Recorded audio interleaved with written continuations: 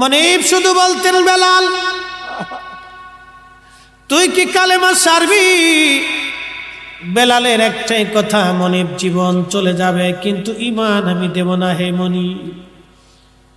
বেলালের গলার মধ্যে রশি বেঁধে বেলালকে টেনে নিয়ে মরুভূমির মধ্যে বেলালকে বেঁধে রেখে পাথর চাপা দিয়ে রেখে আসা হতো।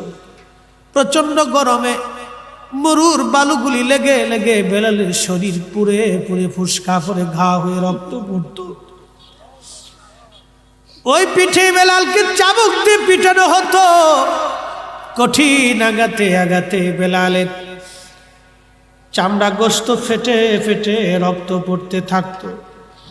কঠিন এই কষ্ট, এই ত্যাগ বেলালের দেখে সাহাবী আবু বকরের মনে মায়া লাগছে। বললেন, হুজুর